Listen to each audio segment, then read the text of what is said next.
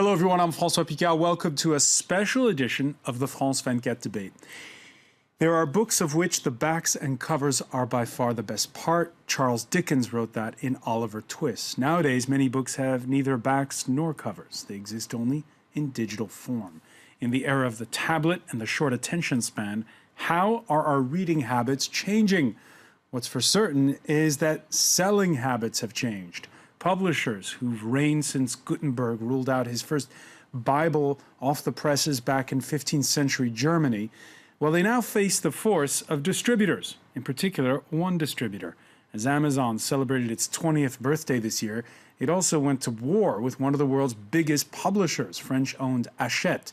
The two sides burying the hatchet just in time for the holiday selling season, but the terms are a secret. What it all means for buyers and authors is a matter we'll put to our panel. We'll also ask them about the current crop of authors. Our own Oliver Farry will be along later with a look at the year in literature and what conclusions to draw going forward. Today in the France 24 debate, the future of the book. With us, let's say hello to Stephen Clark. Nice to see you again. Stephen, the author of Dirty Birdie, An English King Made in France. Yep. Which is about Edward VII, the son of Queen Victoria, who came to Paris, had a lot of fun, not all of it legal, but still became a really good king and diplomat. So my message is, have a lot of fun in Paris and then do something serious with your life, like be a king. And when he was Dirty Birdie, nobody thought he'd be a good king. Exactly. Everyone thought, including his mother, thought he was a complete waste of time. But my book has tried to prove that having fun in Paris is not necessarily a waste of time. Having fun in Los Angeles is something Aurelie Levy tried to do in her book, The Oscar Goes To, a book written in French, partly based on personal experience. Yes, it's the tale of a 25-year-old young woman who becomes the assistant to a very famous actor, and exposes Hollywood and our obsession with recognition and fame. All right, a first novel. That was my first novel, yes. We'll talk a little bit more later on about the pitfalls of entering the publishing world. You're also, by the way, a documentary filmmaker. Mm-hmm. I'm a docu-filmmaker. I specialize in historical documentaries about film and the film industry, and yeah. Your next one's going to be about John Cassavetes and Gina My next film comes out in February, and it's about the very tumultuous relationship between, on screen, between John Cassavetes and Gena Rowlands. All right. Also, Amazon declined our invitation to take part in today's show.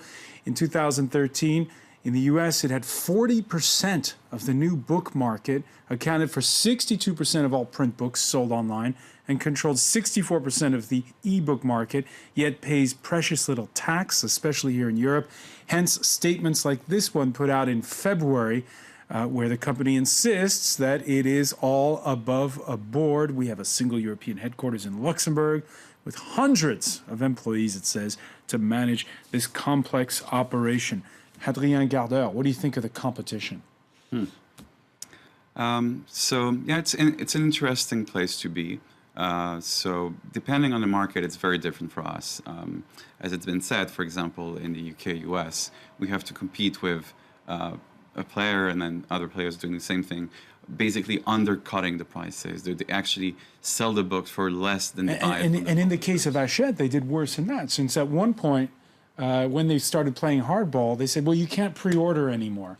And when you couldn't pre-order, if you're selling 2/3 of the books in a market, that's pretty penalizing. So that's also a good reason why people shouldn't buy 2/3 of their books at one specific retailer, which doesn't necessarily provide the right experience or treats authors and publishers not always in the ideal way. Brian Spence, having several online sellers in the market, will that in any way undercut what you do? Well, it's been undercutting booksellers ever since the online process became available. And of course, in the Latin Quarter alone, we've lost half of our bookstores in 25 years. Okay, that's 250 bookshops out of what used to be more than 500. And of course, bookstores that survive have to do it by cutting back on staff, which we've had to do just through attrition, and we've had to do it by being more dynamic. So sure, it actually stimulates you. It makes you a better salesman. It makes you work harder, and that's one of the reasons I wanted to be a bookseller. The difference between me and Jeff Bezos is that I didn't really want to dominate the market. I just wanted to join all those other booksellers and bring the books that I loved most and meet those people who might be interested in buying them. That's a crucial difference in the book trade. Maybe it's not so important if you're selling washing machines or cameras, but books need the widest amount of supply and the widest amount of demand. And I think it's through the book trade that you're going to get that most, and not through somebody who's trying to dominate the market to the extent that they'll cut off all the competition. And relentless.com is what Jeff Bezos says is his slogan. Relentless is every bookstore who's trying to survive. And we are résistants. And I think the word résistance is a word that is still valued in France because we realize it's still a battle. The battles today are not political or military in Europe, they're commercial.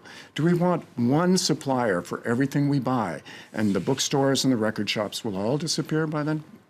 It's a question that the society has to ask. So the Did you have an epiphany? Was there a moment when you suddenly realized, uh-oh, my job is changing? It was when I realized I could go Amazon free. And I'm asking my customers now, will you go Amazon free as far as books are concerned? And I give them the 5% discount that French law allows me to give every customer. And we have no trouble signing up. Everybody who comes to my bookstore is sympathetic, and everybody wants to sign. Very rarely, once in a while, somebody says, I'm sorry, I'm going to have to think about it. And what I'd like to do is let more people know that you can survive without Amazon, because for people, anybody who thinks that they can't survive without Amazon, that is a real problem in itself. Do you bring in the regulators, Adrien, to make sure one company isn't going to be a monolith and eat all the others? Or is there a bottom-up approach to stirring competition? So the regulator has done some weird thing, especially in the U.S. So because of that... Well, the Americans blast the French for setting the prices on books. They don't necessarily blast it. I think from a publisher perspective, they would probably like to have the same thing. Yeah, I agree with publishers and authors would like to have the same thing, and retailers too. And what happened actually in the ebook market in the U.S.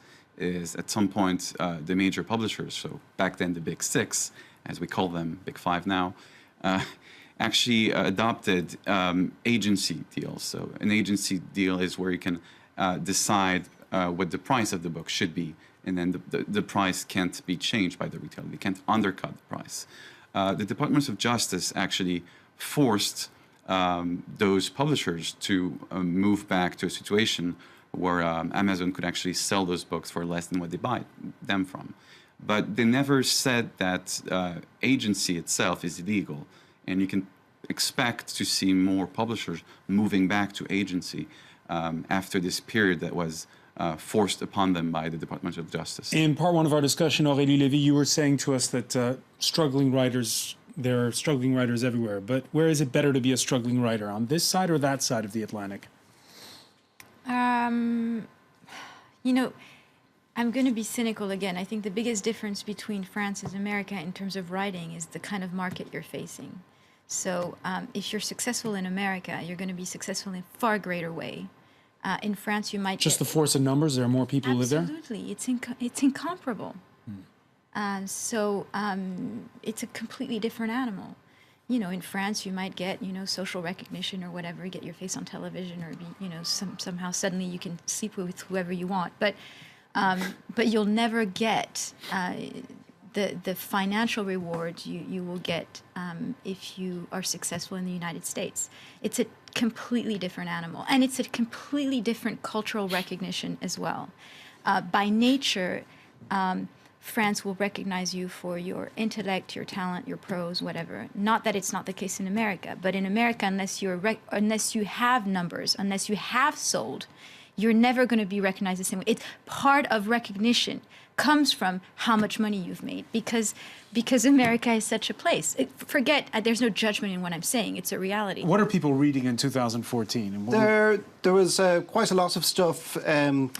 There's become a little bit of a mini explosion in sort of more experimental fiction, and I think that has been largely helped by online blogs, new prizes like the Goldsmith Prize in Britain, stuff that David Shields' 2010 book, Reality Hunger, which was a sort of a little bit of a self-important manifesto for anti-fiction or anti-literature, but not everyone agrees with his thesis. But he does have he did draw in the idea where writing might actually become more of a collage, or it might explode forms. You know, you can bring in autobiography, and there are even some novels that are being published that actually do have soundtracks to them. You know, that you can go on. Films, and that are more interactive. Yeah. It is an interesting doorway to the writing process to some degree, because I think it hasn't changed the way people read. It's maybe going to change the way just people interact with their readers. Authors. But Hadrien Gardeur, that's a far cry from what Brian Spence was saying a moment ago about the book as this place where you can turn off from the digital world. Yeah, so we could say a few things about that. So first of all, I think it's a good thing that we can have books on all those devices that are sending you notification all day long. If people don't have a choice, they only have social networks and games and can't read on those devices. We don't want to have this situation. We don't want to be in this world. So I think it's very interesting that ebooks can actually bring back people to reading. And I've had a lot of emails from people telling me, oh, I used to read, I don't read anymore, and I've started reading again now that I can actually read. And they usually don't read short fiction. Some of them told me, yeah, I read Moby Dick or Proust on my cell phone. And people do that fine. And at the same time, I think it's also a bit weird to talk about Dickens as long-form reading. As you've said, Dickens was actually serialized, so in a way it was short-form reading. And at the same time, on the internet, what you see these days is that it's not only tweets and social networks, there's also this move to long-form, longer articles, and a lot of publication actually now invest more time and effort in writing longer articles. So I somehow fail to see how things are really changing. I think we've had short form and long form reading forever, and things don't change that much. The way we read change, what we read doesn't change that much to me. And the ebook is not exclusive. In fact, maybe you'd agree with these figures from publishers in the United States, where there's the highest level of ebook sales, that people are buying physical books and buying the same ebook. Of course. I mean, Christmas is coming up, and people are not buying ebooks to people; they're buying physical books. I mean, besides, the physical book is an amazing technology. It doesn't have a battery; it's portable. I mean, it's still very modern in its concept, and I think the competition with ebooks is a little exaggerated. I think Overstated. A little bit. A little bit. Yeah.